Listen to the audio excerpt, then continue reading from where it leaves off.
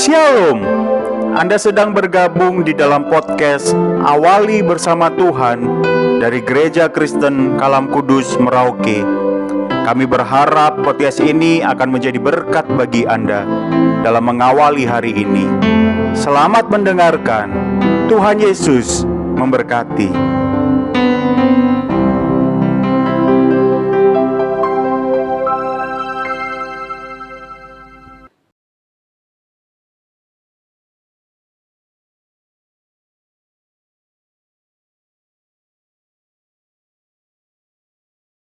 Shalom, selamat pagi Bapak Ibu, saudara-saudara yang kekasih di dalam Tuhan Yesus Kristus.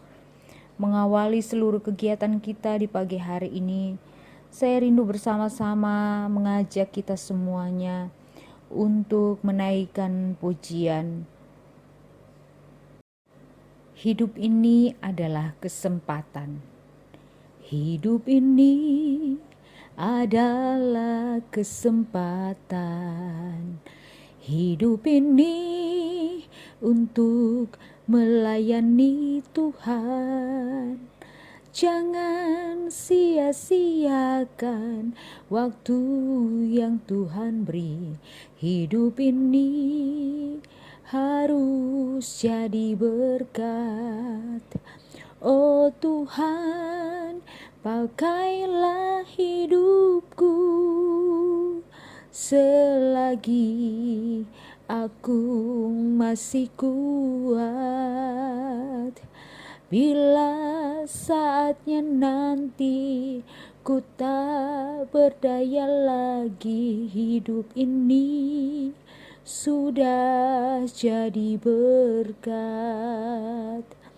Bila saatnya nanti ku tak berdaya lagi, hidup ini sudah jadi berkat.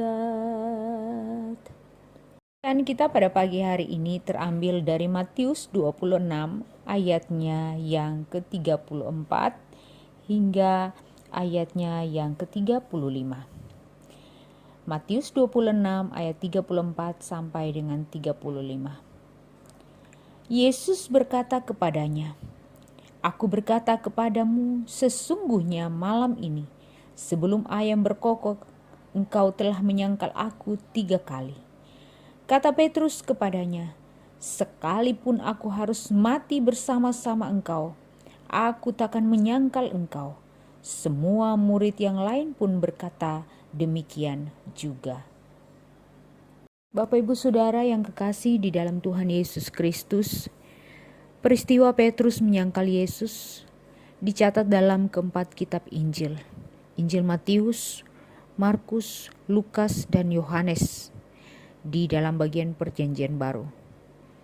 Dan jika kita melihat, ini merupakan suatu hal yang sangat tragis, karena Simon dikenal sebagai murid utama dari Tuhan Yesus Kristus. Sesungguhnya pada ayat-ayat sebelumnya, Tuhan Yesus sudah mengingatkan kepada murid-muridnya bahwa malam ini kamu semua akan tergoncang imanmu karena aku. Dan ketika Yesus berkata demikian, Petrus dengan lantang menjawab, "Biarpun mereka semua tergoncang imannya karena engkau, saya sekali-kali tidak." Tapi kemudian Yesus berkata kepadanya, "Saya berucap untukmu, sesungguhnya pada malam ini juga sebelum ayam berkokok, engkau telah menyangkal aku 3 kali." Tetapi dengan semakin bersungguh-sungguh, Petrus berkata, "Sekalipun saya mesti mati bersama-sama dengan engkau, saya takkan menyangkal engkau." Kalau kita melihat, ini sesungguhnya adalah satu tekad atau komitmen yang kuat di dalam diri Petrus. Namun apa yang terjadi selanjutnya adalah apa yang dikatakan oleh Tuhan Yesus. Petrus akhirnya menyangkal Yesus.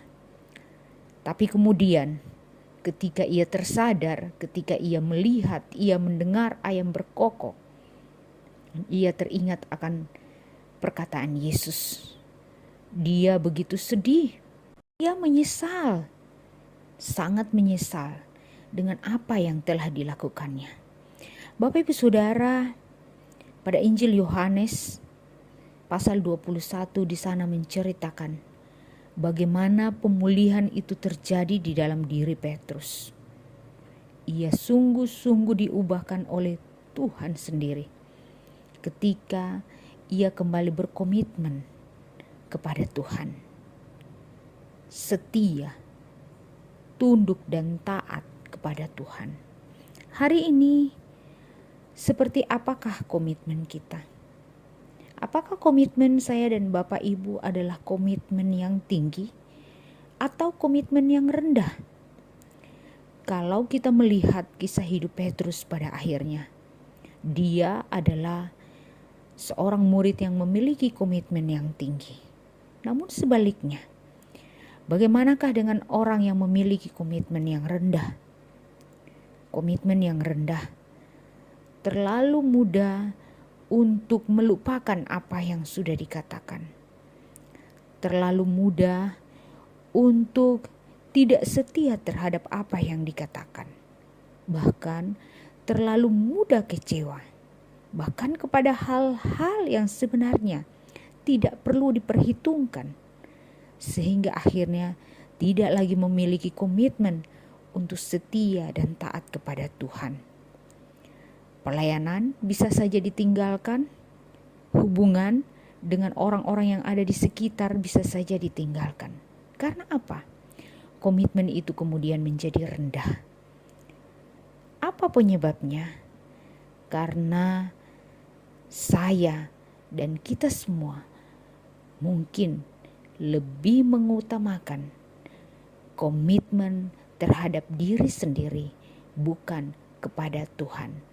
Nah, komitmen terhadap diri sendiri ini seringkali membuat komitmen kita di hadapan Tuhan menjadi rusak. Petrus tidak membiarkan hidupnya dikuasai oleh komitmen yang rendah. Di akhir kehidupannya, Petrus menyerahkan nyawanya untuk disalib terbalik oleh orang-orang yang menganiayanya. Kehidupan Petrus dipakai menjadi berkat setelah kehidupannya dipulihkan oleh Tuhan. Ini renungan firman Tuhan untuk kita pada pagi hari ini. Mari kita berdoa. Ya Allah Bapa yang Maha Baik, terima kasih untuk pagi hari yang indah ini.